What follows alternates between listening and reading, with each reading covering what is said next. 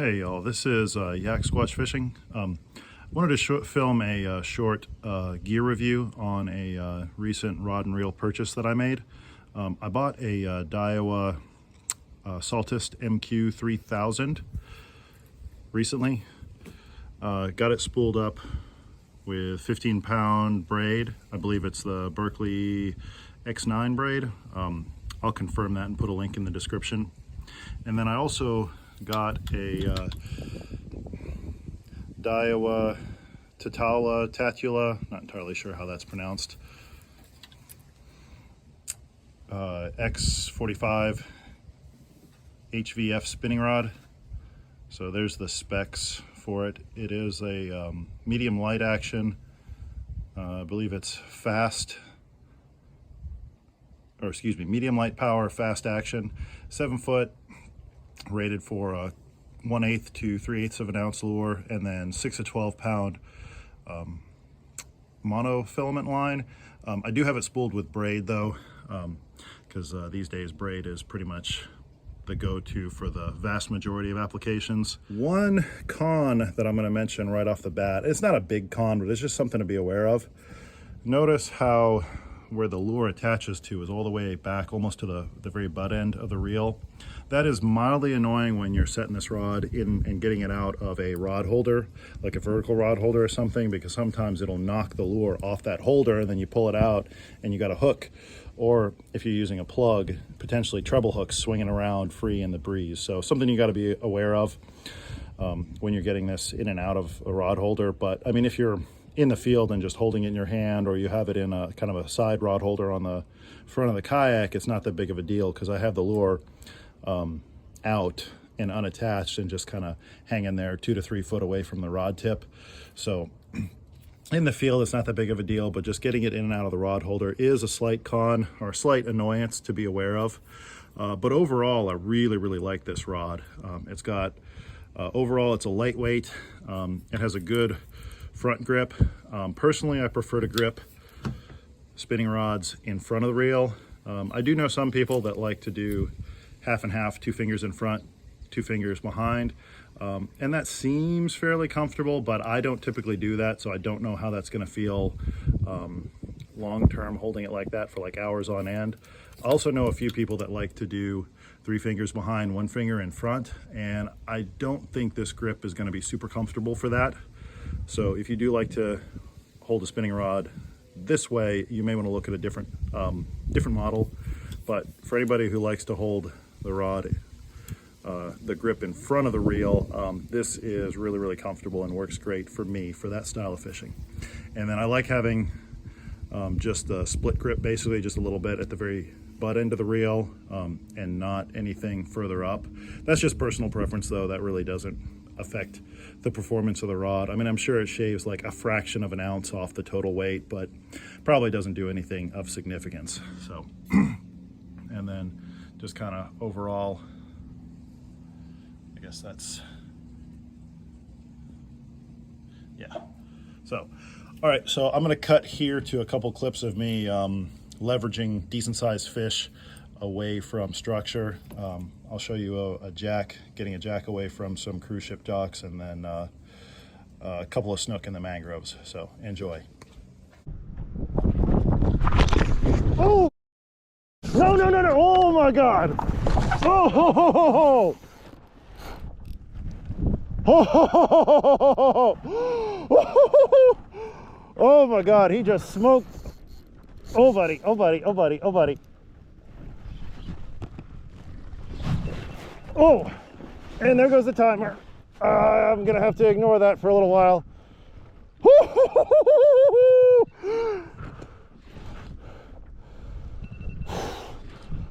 All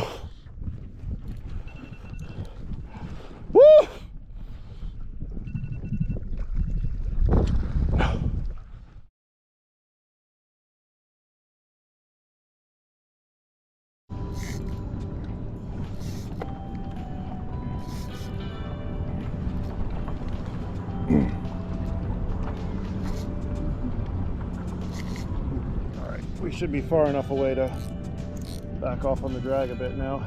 I'm basically sight fishing these jacks out from under this dock, this wharf. Going in close enough to cast. Switching my pedals to reverse. Make sure you got tight drag, because you got to drag them out of there before you can back off on the drag. Yeah, these are all cookie cutter size jacks too. All about the right about the same size. Need a longer handled net. Whew.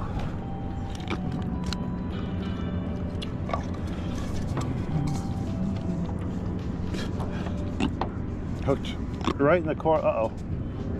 Right in the corner of the mouth, but that jig head hook straightened now. All right, sir. Let's go head first.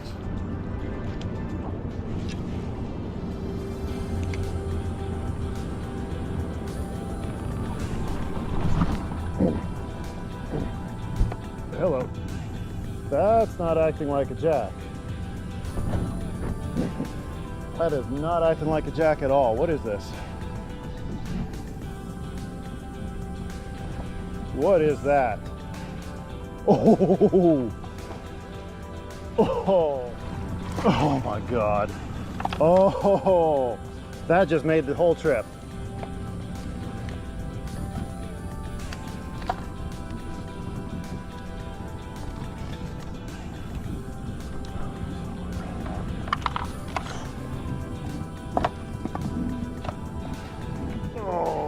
Almost 17 inches. That is a solid mangrove snapper right there.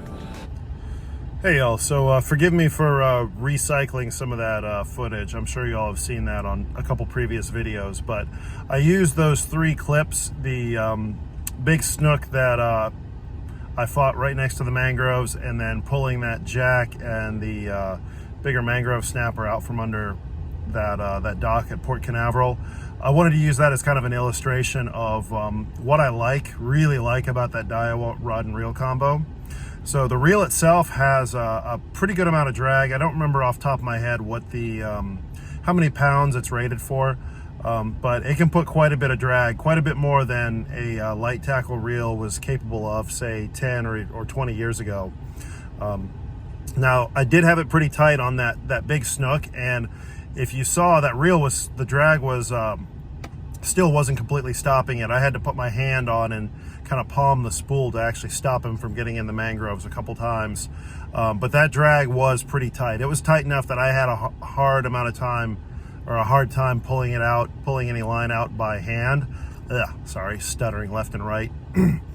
And it still managed to pull a bit of drag, but me just adding a little bit of pressure with my palm on the spool was able to stop it. And then I had the drag pretty much locked down when I was doing that fishing at Port Canaveral. I would pedal up with my kayak close enough to the dock to cast underneath it with a live shrimp on a light jig head. Not quite free lining, but pretty close. And then as soon as the jack or that mangrove snapper ate, I would set the hook. I'd have the kayak's foot pedal drive already set to reverse. So I was ready to go as soon as the fish ate, set the hook, and then start pedaling straight back. And that drag was pretty tight. All those jacks were in the like 7 to 10 pound size class. Not sure how many pounds that mangrove snapper weighed, but I mean, it was almost 17 inches, so a good sized mangrove snapper for inshore fishing. So, and the drag, they barely pulled any drag out when I did that. So, and then the rod that I was using, that Tatula or Tatula, however it's pronounced, that's actually a medium light rod. I know a lot of people think you need at least a medium, if not medium heavy, to pull fish away from structure. And I mean, in a lot of cases, that'll definitely help. But a medium light rod can do quite a bit more these days than a medium light rod was capable of a decade or two ago. And something else that I like about it, it's a fast or maybe extra fast tip action. And so the majority of the bend is in the tip, and then the back part of that rod has quite a bit of backbone. So I think it's a good balance for having that backbone plus a pretty tight drag on that 3000 reel. But that fast tip bends enough. It's a medium light action fast tip. Still gives you a good amount of shock absorbance, so you're not as likely to pull the hook on the fish, but you can still put quite a bit of heat and pull them out of structure. So just something to think about if you're looking for a light tackle rod and reel combo that can do quite a bit of inshore work. I know that Daiwa reel, the Saltist MQ, is pretty pricey. Depending on where you get it, it can be almost $300. But so far I like it. It's supposed to be sealed and magnetically sealed, like it has some sort of magnetic grease inside of the reel that if by chance any water gets in, that magnetic grease is supposed to repel it. So far it's been great. I really like the reel, how smooth it is. But I have only had them for a few months so far, so I'll do another follow-up video in a year or two and comment on what I feel or what I think of the long-term performance, and maybe I'll do a re-review every year going forward and see how long the reel lasts with just basic maintenance until I start to have problems and need to send it in for service, just to give you all an idea of what kind of longevity you might get out of a similar reel. So hopefully this is useful. So see you all in the water next time.